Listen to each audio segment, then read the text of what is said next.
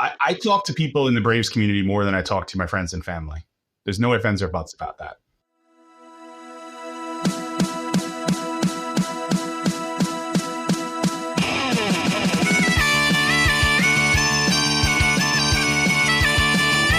This is COYB, the podcast by and for the owners of the Caledonian Braves.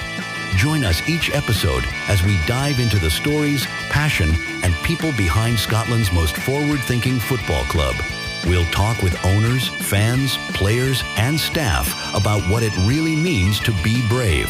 So grab your merch, settle in, and let's get started. Welcome to COYB, the podcast, the unofficial voice of the Caledonian Braves, where owners become storytellers and the global football community meets and talks all things Caledonian Braves.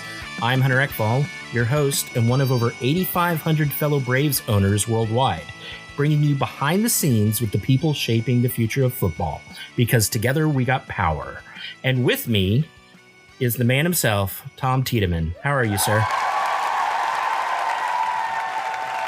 Thanks so much for having me, Hunter. It's really good to see you. Obviously, we spend a lot of time in our on the platform for the meetups and match games. So, Tom Tiedemann here. I live on Long Island, New York.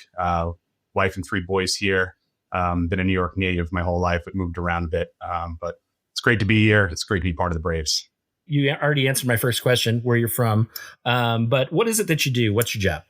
Yeah, sure. So I've worked in finance in various different components of it in the past 23 years.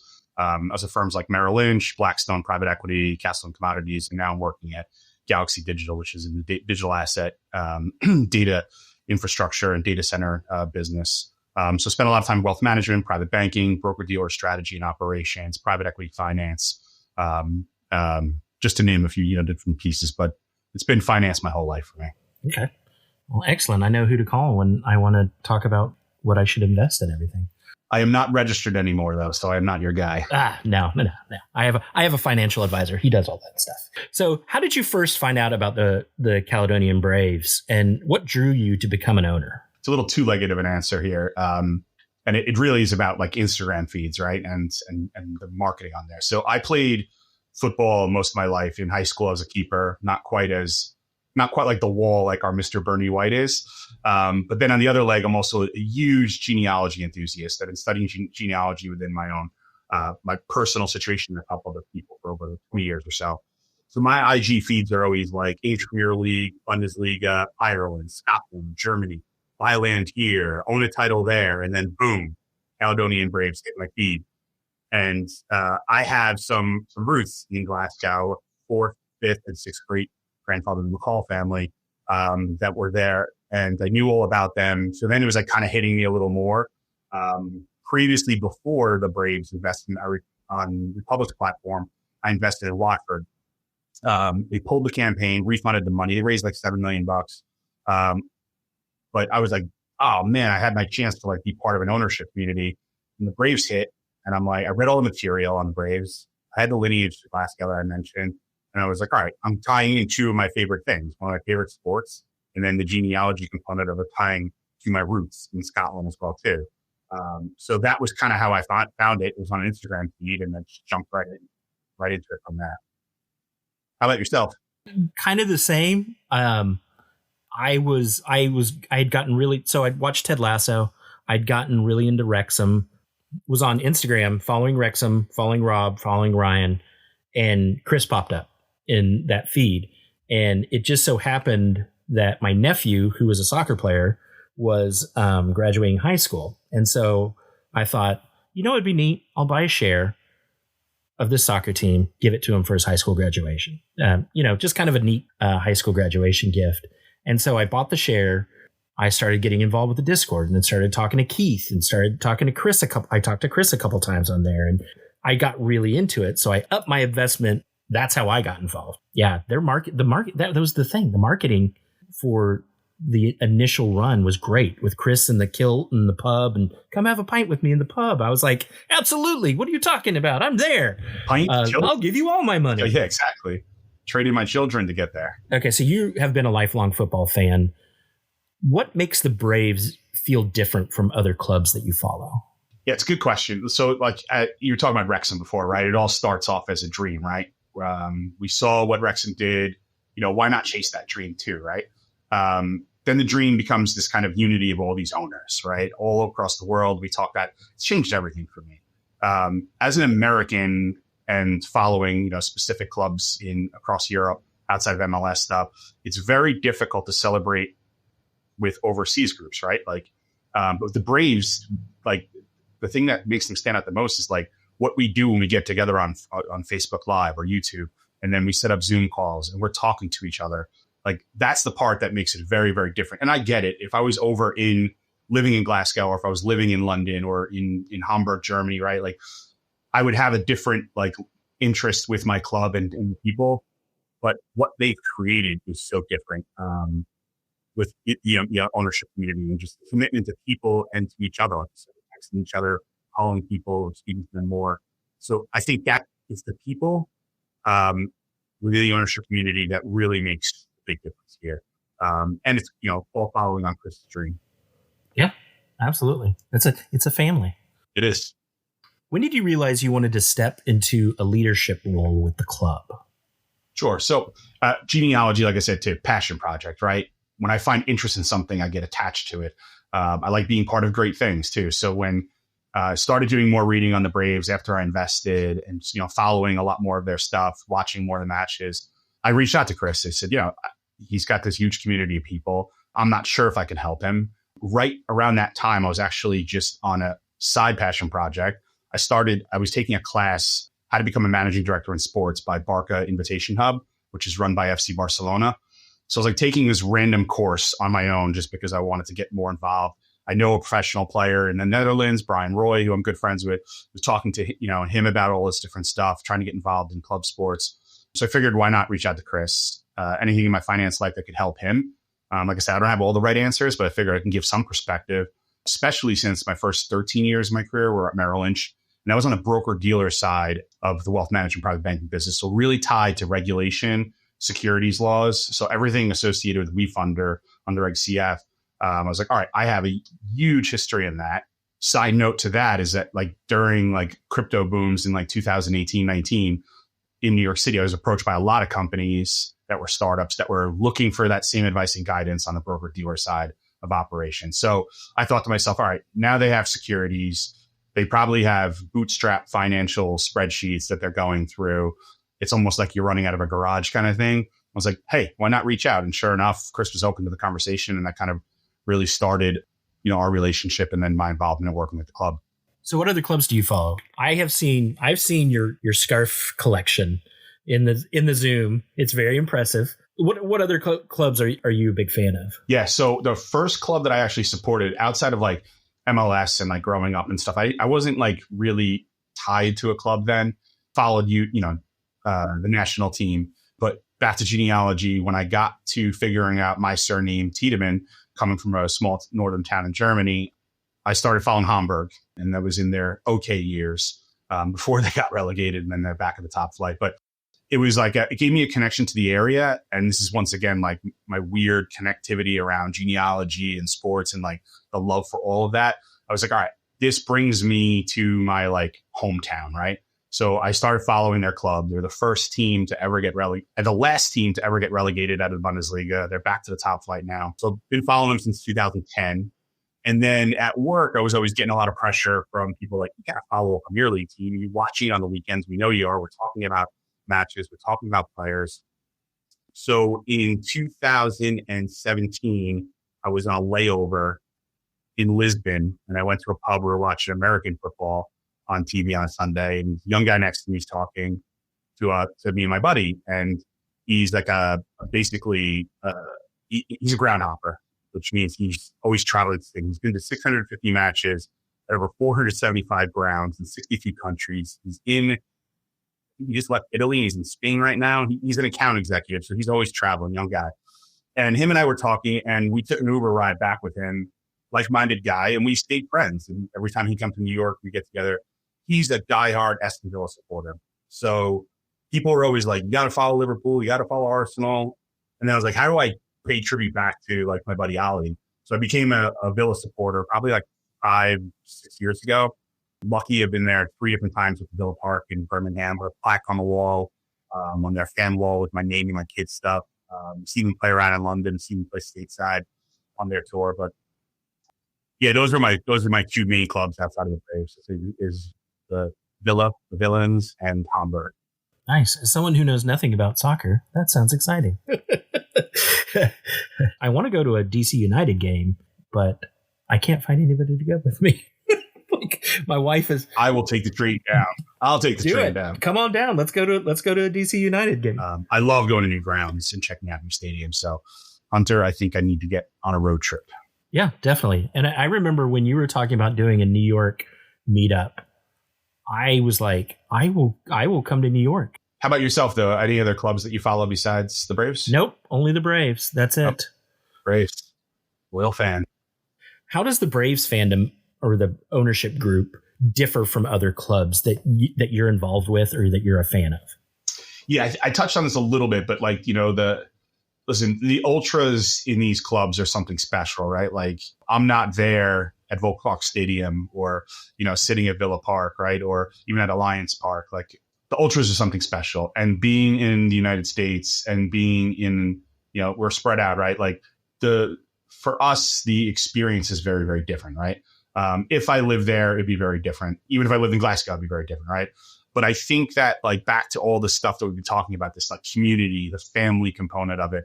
I'm sure you get that if you live in Hamburg, Germany, and you're following Hamburg and stuff.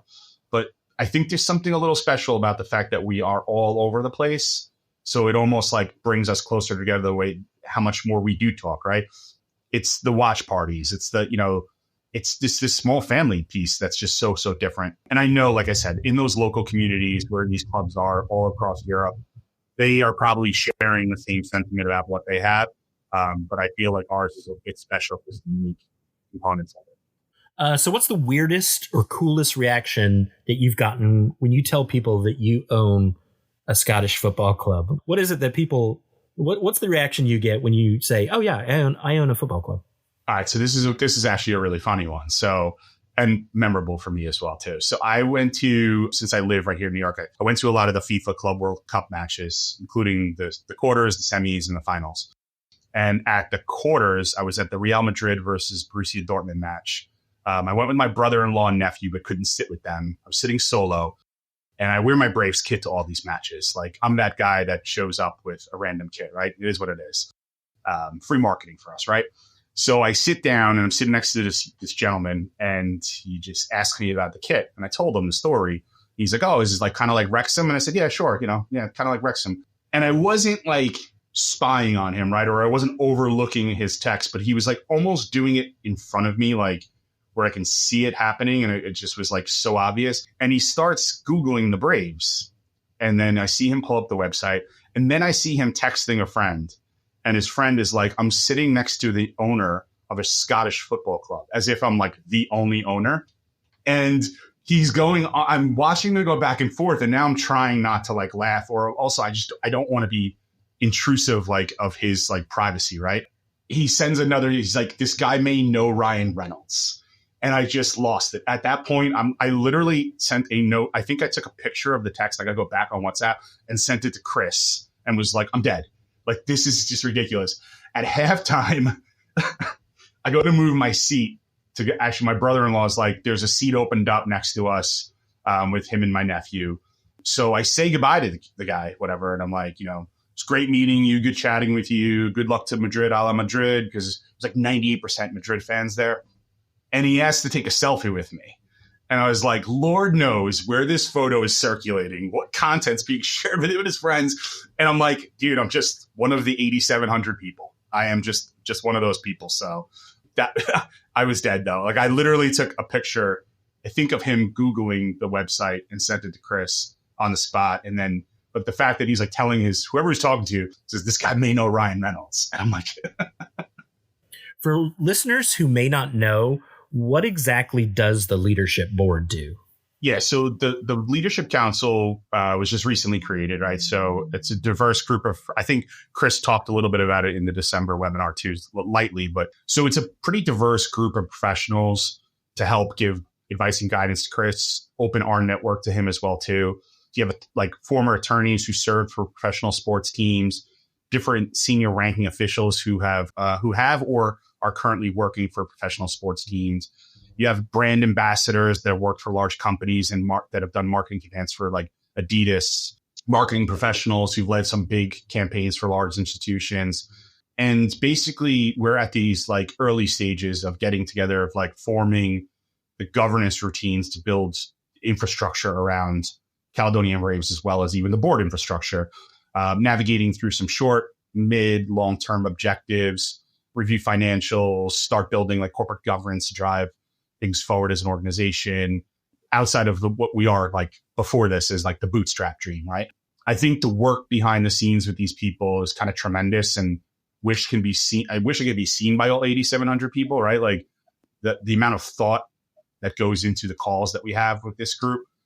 We all know what the goal is, we need to bring the owners to the forefront as the voice, as the heartbeat of this community. I know that's Chris's, biggest focus also too. And I think that that's starting to happen now too with Chris, getting ready to do more webinars, getting out there. But I think really the major focus is the structure and making sure that we help Chris maintain that democratic heartbeat for the community in the next phases of expansion, which will include the owners liaison council and ambassadors, and all the new comments on that. We can talk about that and, progress along these conversations. But I would say that's you have just seasoned professionals, all owners except for one independent person who is a pretty highly recognized individual in the PR market space that's on leadership. The rest all. I didn't realize that the board was all owners. Yeah. I thought there was. Yeah, just the one person. There's one individual that's not that Chris knew, but she has worked with other football clubs, and that is why Chris tapped into her. But the rest are all owners, including one of the lead investors who worked for former NBA teams. How does the board balance fan ownership with responsible decision making? Yeah, that's a really, really good question. And I think that's important for this community also, too, because you have 8,700 people, right? And decision making is not an easy factor. Right? I would say this.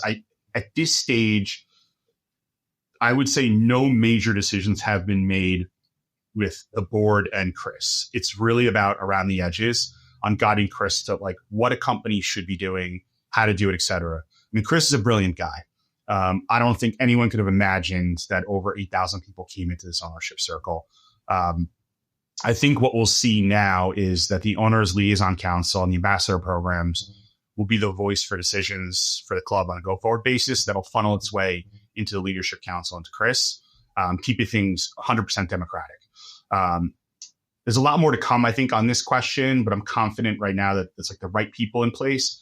But to really answer the question specifically, I would say that we haven't made any really critical, responsible decisions at this stage. Once it gets up more on the edges, but I think that decisions will actually be a multi-step process with the voice of the people through the leadership council based on their experience, and then going to Chris with recommendation. That's the way I envision it. I think it's all the right people in place as we continue to expand. What does good governance look like at a club like the Caledonian Braves? Yeah, I would say, it's probably a shorter answer than we could talk about it though, but I would say it's commitment to culture, financial prudence, and commitment to success. And that sounds very cliche, but I think when you think about governance, it has to be very, I wouldn't say cliche, but very rigid. So once again, you got to be committed to the culture. You got to be prudent with financials, and then you just got to be committed to success. And success can be quantitative or qualitative. We can talk about that also too. But I think that's like, for the Braves, and in my mindset, that's where I see, the Braves moving forward with the governance is focusing on those three pillars. How important is transparency when you have a global ownership base like the Caledonian Braves has? Yeah, this first of all is a little bit of a loaded question because we've had some issues with this in the club. We'll talk about that, but it's paramount, right? Like transparency is big, and I think some people also, I would say Chris is the first to admit that, the club struggled with this a bit, and he's committed to get out of that shadow in 2026. And I think he's already doing a really good job with more emails, the webinar stuff, another webinar coming soon. And I think there's one important part to this topic also too, is that transparency is critical, but reactions to that need to be segregated because once again, it's very thematic here that you have 8,000 different expectations, 8,000 opinions, views, et cetera, right? Some people will combine the results of the transparency as lacking in transparency when they don't really like what they're hearing. One prime example, we don't have to like say it, but kits, right? Like, like that was a thing where I felt like that they were desperately trying to be over transparent and communicate as much as they could, but people's were turning, their transparent behaviors into they're not being transparent, or not telling us anything, right? And like, where is this? Where is that? So it's tough. Like it is definitely paramount. It should be the top pillar for a community-based ownership. It was really tough for them. Plus, as a whole, there's just not many people working. I think there's a misconception that there's like 50 people working for the Braves doing this. And it's like, they have this whole like corporation. They have a building with a secretary, right? Like it doesn't work that way, right? I truly believe in it. I truly believe Chris is bringing that to the forefront. I think he's doing a really good job at being more transparent with folks on what's happening out there and what's going on within the club. Yeah, Kits has been a subject that has been cut out of this podcast at least twice so far, probably a third time. Listen, I'll say this. I think the growing pains are behind us in most cases outside of like the elephant in the room around promotion, right? But the infrastructure and plumbing is now in place to kind of mitigate concerns around transparency. That's that's my view of it. But yeah, we'll strike the word kits. Okay, you bring a strong background in finance and compliance. How does that translate into running a football club sustainably? The way I see it is that like decisions around money are very tricky. Once again, with also a very large population of people we're trying to please, right? You need to be able to forecast the unforecastable, which is impossible to do, right? You need to have like a financial planning analysis insight to look at run rates. I was on 3 different boards for startup tech firms. I talked about the blockchain crypto hype in 2019. They were all unsustainable. And I knew that from day one. There was no chance. One of them is still in operations. The other 2 are not. But they forget like cost discipline is critical. WeFunder money is not going to last forever, right? So we need to get into revenue diversification as early as possible to start scaling that. You need to have run rates for like rainy day reserves. When something does come up that you're all of a sudden like, we need to do this. Like we need to do this now. Like we need to use that capital for this now to help us because it's going to help us in the future. And then, the club also has a commitment to the owners in bringing shareholder value. I know we talked about that like we feel like we've gotten our shareholder value in return already back, but there are others that have different expectations around that they are looking for something monetary. So I guess like in closing that question, I think there's going to be a lot of eyes on the club too, especially with annual public disclosures that are required now that we are regulated as well too through the WeFunder campaign and Reg CF. So keeping the club running and healthy there's no choice but to disclose, the financial, statements of the firm in there, and a matter of having like, once again, the right people to help guide Chris and the entire ownership community to keep us healthy and sustainable. I think, I'm excited to be part of that, knowing the work that I've done in the past. Okay. And I'm going to ask you a question, and you might not know the answer to it, but it's a question that I have. And I think you might know the answer just because you're a fan and finance and everything.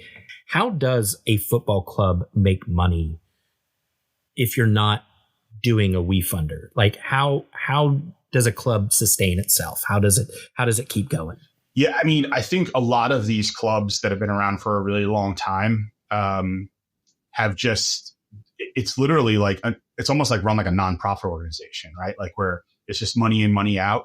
The money that's made on ticket prices at the door pay the refs and maybe some of the players, marketing campaigns, or like, being able to get sponsorship is really the only other like revenue source. And then I would say swag, right? And gear, like people looking to get, perk shops opened up and stuff like that. So without WeFunder, I think, and a lot of these communities in, let's just say in the lower levels of Scotland could have been around for decades or 100 years or so. And then just in the local community, and there's not money to be made. And there is no promotion to be made either too. Maybe they've just become complacent. I think the Braves have a little bit of a different DNA when it comes to that, where it's like, now we did raise this money. We have all these people. Let's push forward, right? But I always think back to the question. I think most of them are probably running more like a nonprofit than an actual profitable organization. Okay. Just keeping the lights on. It takes to keep the lights on. Right. And we've seen a lot of clubs collapse at lower levels also too, and have to fold up after, decades and that's terrible to communities. So we're fortunate that, the Braves started when they did, and we're still a young club. And we're very fortunate to have, the investors that we have that came into this community. But yeah, it's real. It happens. And even like Watford was raising money. Elton John used to pretty much have ownership of that club, and then they got relegated to the championship out of the Premier. And then they were looking for money, and then something must have happened internally. I spoke last time I was in London. I was talking to a Watford fan about that.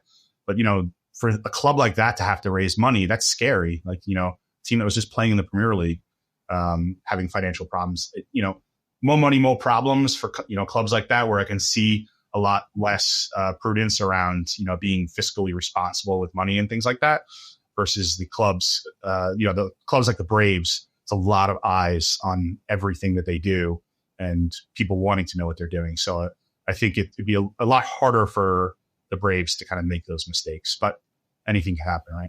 Yeah.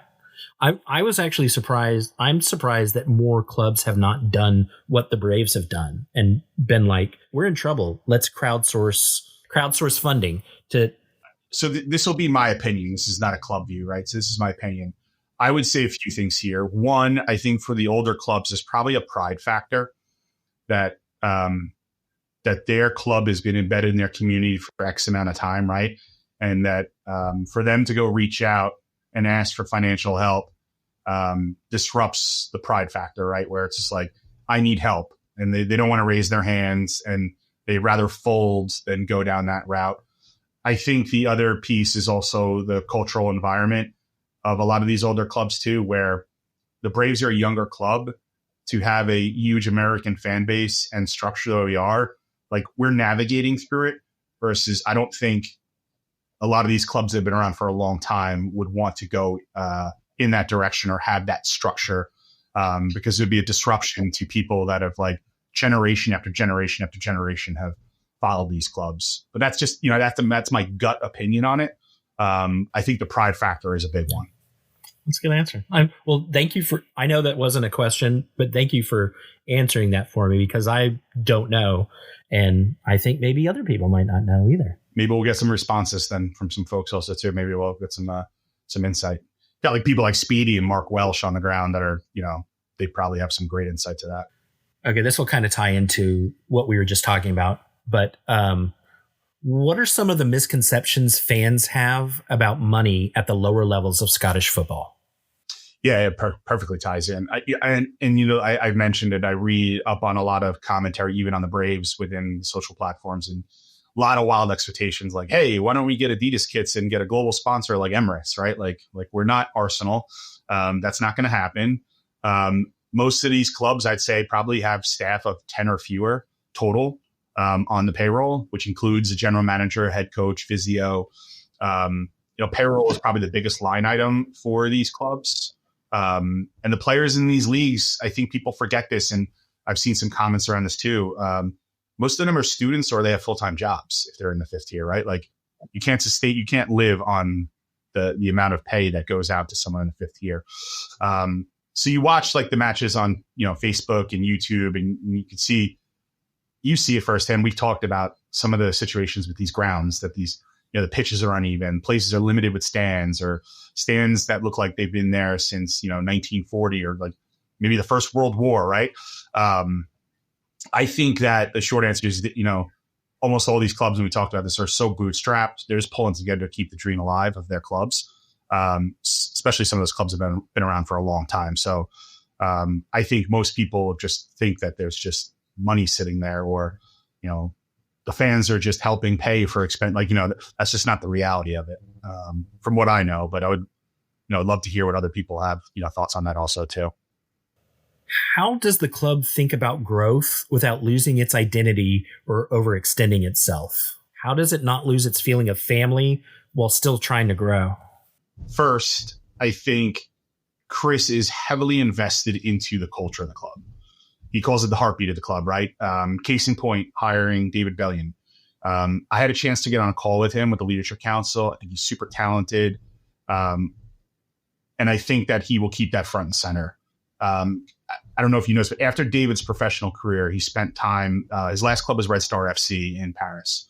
And he was the creative director, I believe, which blended football into culture and elements like art. And I'm just trying to recall this from our conversation that we had.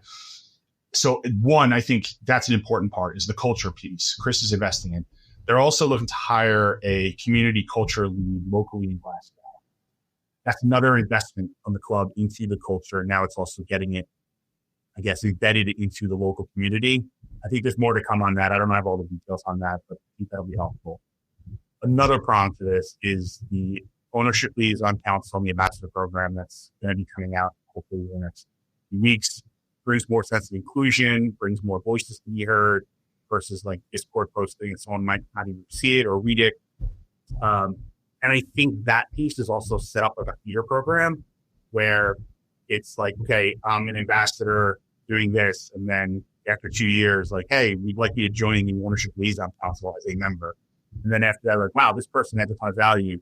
You want to add them to the Braves Leadership Council. So I think that there is like a bench and feeder system within that community. And it's not a terrible term to use, but I think titles are free. And I think giving those titles out to people that are engaged, that are part of this, becomes a lot more meaningful for inclusion, and also makes it very special.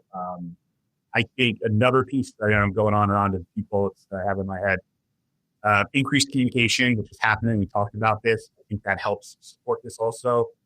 And I think lastly, another thing we talked about is that it's one of the most undervalued resources the club has is that we have over 8,000 people. We have 8,000 people's networks. We have those people's networks. And I know this makes Chris super proud, right? That keeps the family together. Realistically, this Braves community and this club will not grow without the family. So you got to keep it intact. And I think all those things that I just mentioned, I think keeps it intact and keeps it tight, that we don't lose our identity, that we stay true to who we are. Listen, I'm sure there'll be some slight changes as we try to get more presence within the local Glasgow community, the kids in schools and things like that. That doesn't achieve anything from the American perspective or European or South American, Asia, or any other locations that on us. Oh, great answer.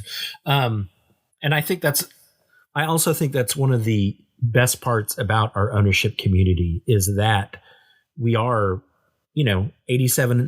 over 8,700 people.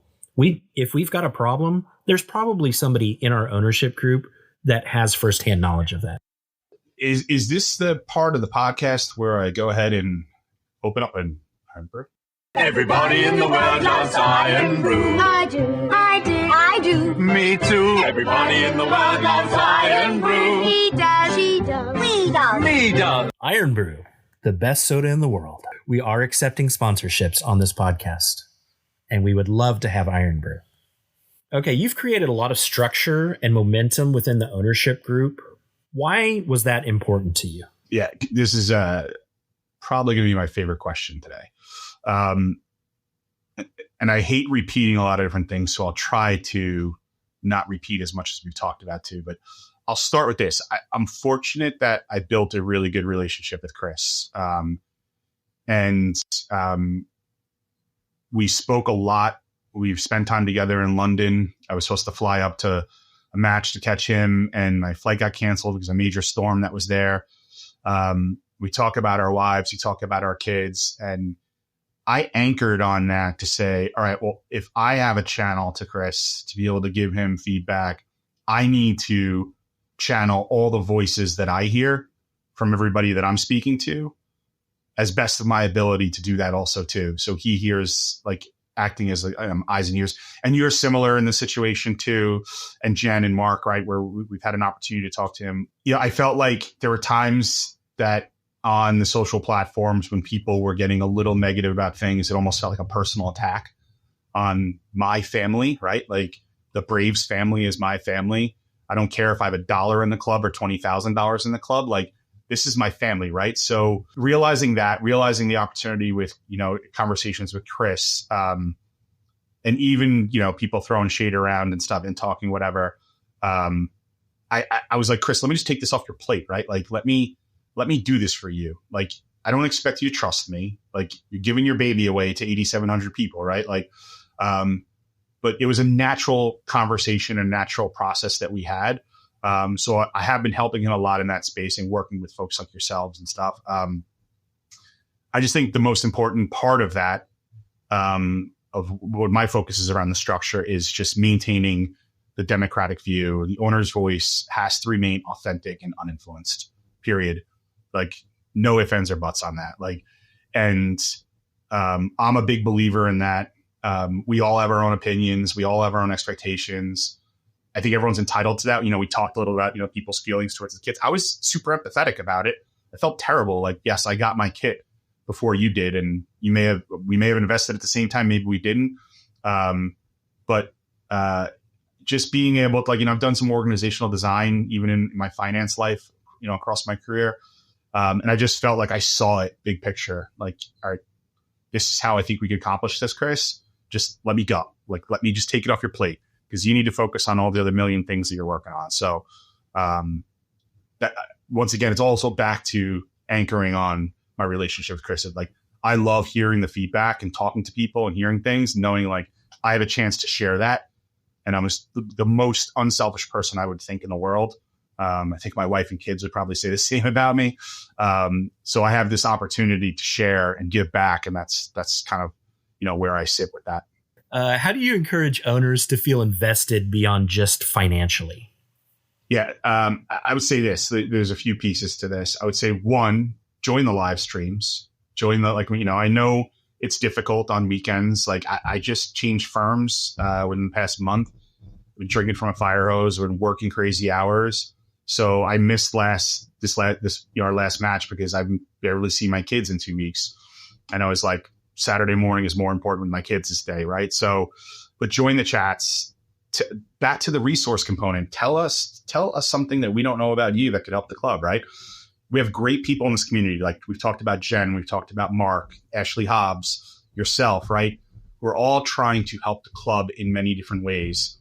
If we don't know about the things that you can do or provide to us, like we can't help you, not help us, right? Kind of thing. I would say talk to people on Discord. Like even like I brought up Speedy and Mark Walsh, right? Like they're both in Glasgow. They're both you could see them on the live streams on the sides of the pitch during the matches. They're vocal on Discord. They are a great wealth of knowledge. Talk to them and like hear from them, like about what's going on in their minds about like being local to the club. And then I think back to the point, on the 8,000 resources, like I said, like, hey, can I help with this? Like raise your hand, like encourage people to raise their hands on Discord to get involved. I would say the last answer to this is not the easiest one, but it's you got to get to Alliance Park. I have not been able to make owners weekend, and I'm tried desperately to try to figure it out for this year too. It's not going to, I'm literally landing in JFK at like 7:00 at night on the Friday before owners weekend. And I have to make sure I clear customs and then go through customs again and then go through security again to get to London. If I miss that flight, I don't make it. So I've opted out, but I was fortunate to go there in February. You see it on TV. I mean, when I say TV, on Facebook feeds and YouTube. But when you go there, there's something like, Hunter, you could talk about this too, right? Like there's something magical about being there, and it brings it full circle, like absolute full circle. When I went there, I met Jim Rogers. You know Jim, right? He's been on a lot of the calls also too. He's an attorney in Denver. Never met him in my life. And on Discord, I mentioned I was going to be at the match. Him and I met up. I literally text that guy every day too. Like he's a brother from another mother kind of thing. Like there's something about going there that brings it all together. And listen, Alliance Park will probably not be the home of the Braves forever, but getting to Glasgow and getting to see the club is just, it's something magical that just I can't explain it. I'd love to hear your thoughts on that too, because there is something more about the financial aspect of it. I totally agree. You go there and let's be honest, it's not like you're going to the Taj Mahal of soccer stadium. It's a community field, but it is that feeling of being there, watching it, looking across, seeing the Tower of Doom, seeing Keith in the Tower of Doom, Keith and Adam in the Tower of Doom, seeing the players like walking around. Not only that, but, and this is something that I talked about Owners Weekend, is that everybody that's there is really into the thing that you're into. Everybody is as excited as I am about being there. And that's what I loved about it. This is great. I love that this is how this project is starting, because we really are getting on at the ground level. Like, I mean, I don't know if we could get any at more of a ground level than we are right now, but it's very exciting to be a part of it. I remember when I landed, I was going on a business trip to London for the week. So I flew to London first, and then caught my connecting flight, thankfully, got to Glasgow, and I stayed at the hotel right next to the grounds. I can't remember the name of it, whatever it is there. And I remember like checking in, getting my bags upstairs, and then like almost jogging down the hallway to get to the elevator to walk down that path to get over to the grounds. And it was the day before the match, and I remember just walking around everywhere. No one was there. No one was practicing or anything. The next morning, woke up like first thing in the morning, and I watched two young youth leagues play there. Once again, walking around, going inside, going places I probably wasn't allowed to go, didn't care. Like, it was just, there was something about it. And when I see it on TV, I'm like, you feel home. You feel at home there. Yeah, that's exactly how it feels. What's been the most encouraging sign that owner engagement is working? I would say, well, let's just say that this year we could all agree that the mood has shifted a little bit, right? Where we got past the kid issues. We had a rocky start. The team is finding themselves. Nothing like what we saw after last season, where the lads were just like, it was a brotherhood. You saw that, right? I think that the engagement is working because we're starting to see a lot of new names pop up on Facebook and YouTube chats during the matches. As much as we say the kits were a problem, now look at how many posts we're seeing of people getting their kits over the past few weeks, of people that you and I probably have never heard of before, that are one of the many thousands of followers on Facebook, or and people talking about it. I think now it's going to continue with the engagement we've talked about it, the ownership liaison committee, the ambassadors and stuff also too. But you can see it's working. Like, there was definitely a funk for some people, I felt, while we weren't playing well and the kits were not out there. But I don't know. Would you agree? Do you have any other thoughts? No, I feel the same way. Like, I think, I hate to say this, but I feel like last season, the start of last season, we had all of these new owners and we were undefeated for 3 months. And we were at the top of the table for the entire season because of that really, really strong start. I think that this season, and again, this is my opinion, this season there definitely wasn't that connection. I felt like because they knew that the league was changing next year and that this was the last year, it was going to be a little bit easier to get promoted. And you had 8,700 people saying, when are we going to get promoted? That there was a lot of pressure on the guys. Not that the pressure's off, because we're doing really well. We're third in the league again. And yeah, like 6 points off the top. But I think they're doing great. Like, I think they are back to where they were. I mean, you brought up Speedy and Mark Walsh, and we've talked about Keith, but like the Phoenix Trophy, that was, and this is a question that I'm going to ask you in a second, which is your proudest moment.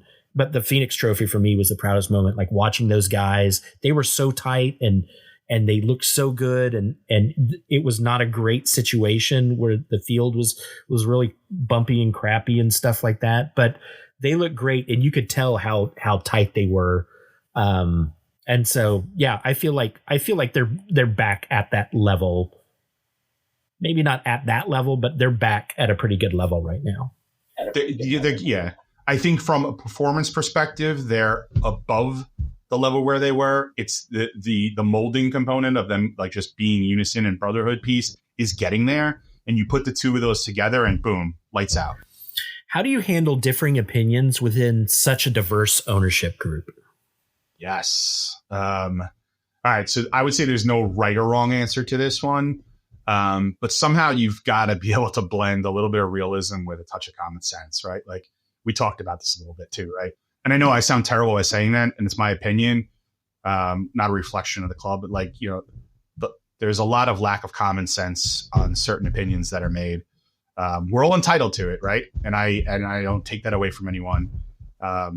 During the Kits era, I found myself, I said earlier, being overly empathetic on Discord after initially I was a little direct with people. Like I was very bold about the approach. Like you didn't invest money to buy a kit. You invested into a club. You received securities via rank CF. And this perk was an alternate, it was an extra. It was what it was. It's a perk, right?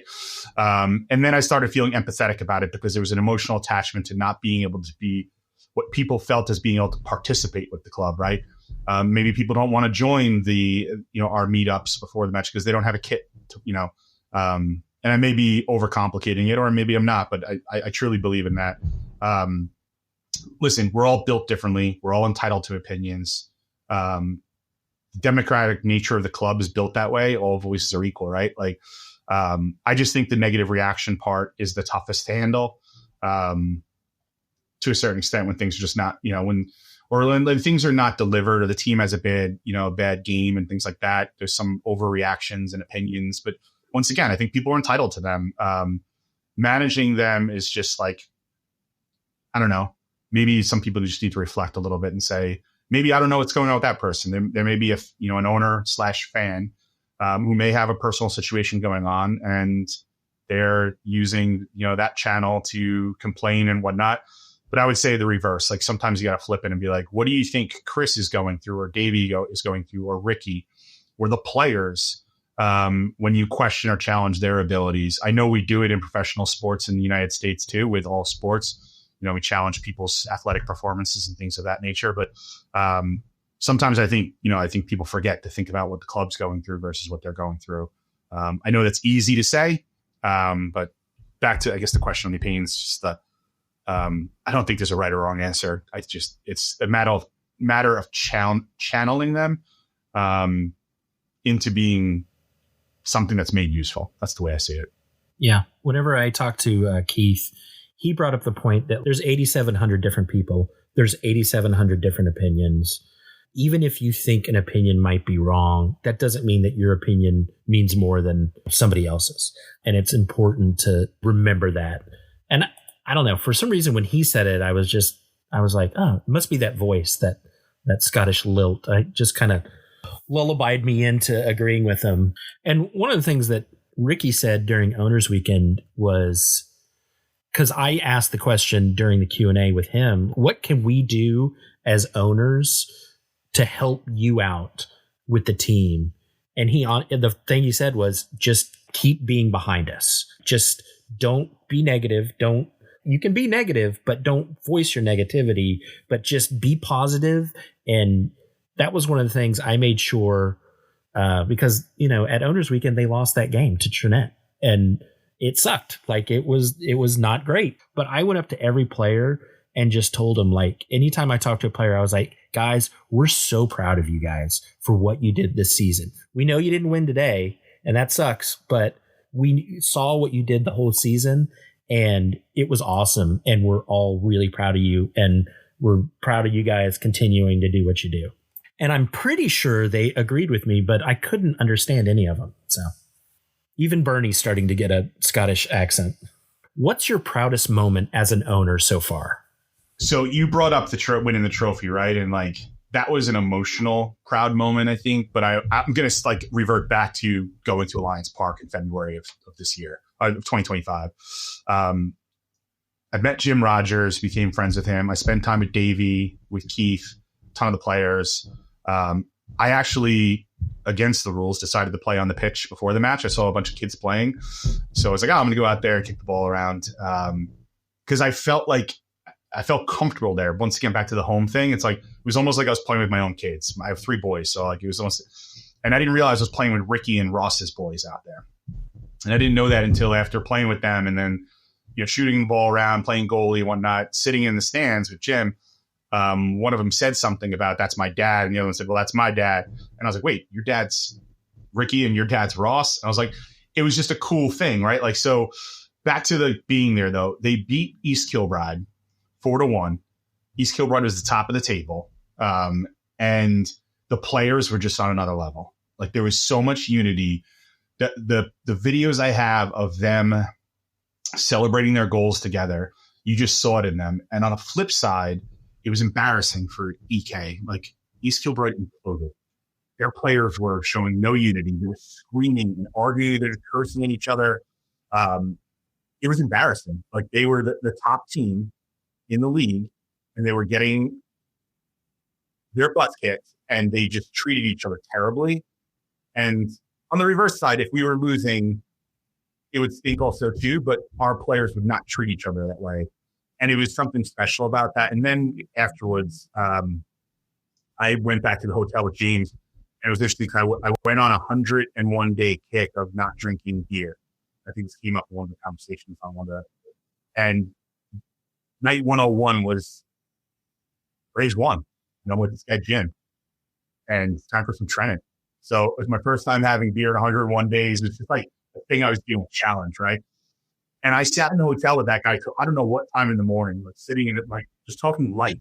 And I was like, once again, like I telling people about getting there, like there's something about that. Like, what does sustainable success look like for the Caledonian Braves in 5-10 years? Yeah, I think we talked about the elephant in the room. One is promotion, right? I think success is always measured in 2 ways, in my opinion, quantitatively and qualitatively. On the quant side, the what and the how many is the WeFunder funds being used prudently to grow the club, is growing revenue through different channels, plus winning games. On the qualitative side, I think it's really like the whys and the hows of measuring engagement in the community, building culture, and what the club will see soon is this manifesto that's being worked on by the Braves Leadership Council, by very specific individuals in the group that have built these for huge brands. And I think that's really, how you sustain success on that. And I talked about the other pillars also too, around the culture and the finance, piece of it as well too. But love to hear some of your thoughts on what are your thoughts on what, and it's also the definition of success, I think also too. Sustainable success, little different than your true form of success, but I don't know if you have any thoughts to share. Success for me, I got to be honest, I don't even really, yes. Do I want to be promoted? Yeah, I want to be promoted. But also with promotion, we're going to lose guys. And I love the guys. That's the thing. Especially watching Wrexham, you can see them, the guys that helped them get to that level, they had to get rid of to get better players. And I know that is in the future for this club. And right now, I kind of don't want that to happen. Honestly, I'd like to see the fandom grow more, or at least for the fandom that is here. If you're out there and you're an owner, fan of the Caledonian Braves, but you're, like you said, you're not on the watch parties or you don't engage online or something like that, like, come on in.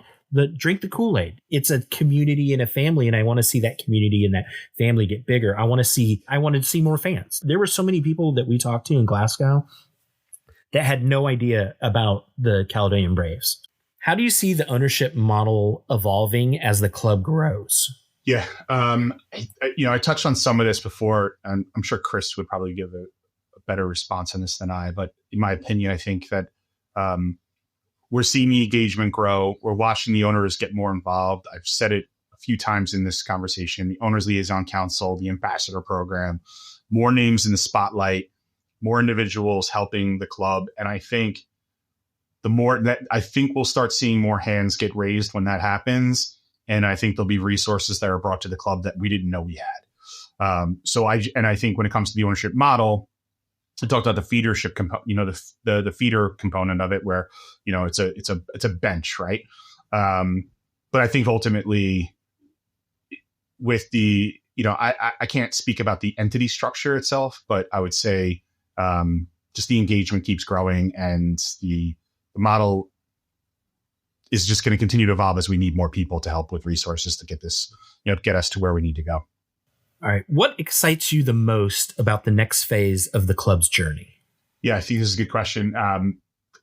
One, being so close to this, the Braves Leadership Council, for me, always been working for large, financial corporations, Wall Street style firms.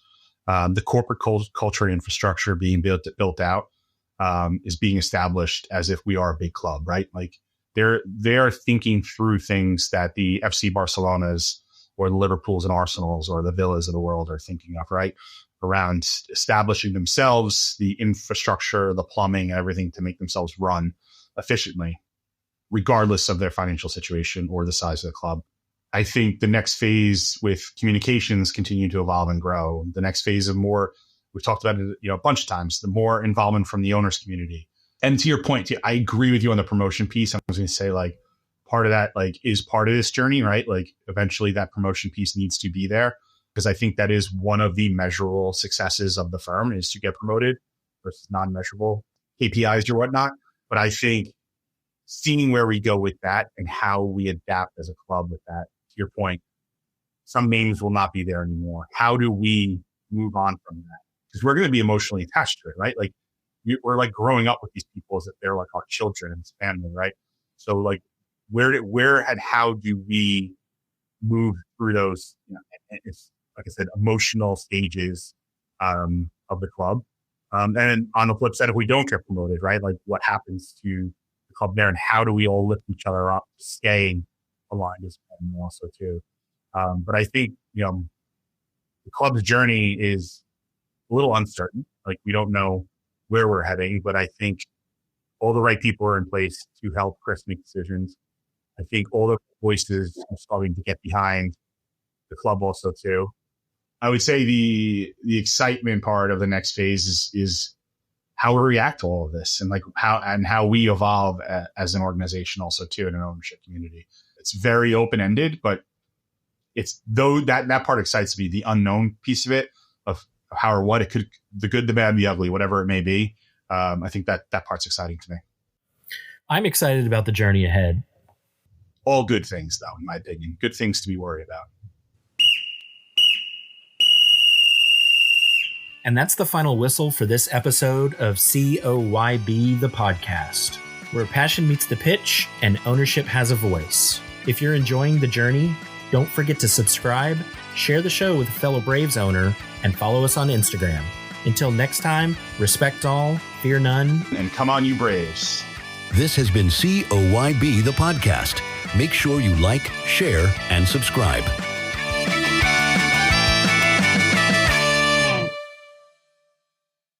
This has been a production of Double Bit Media.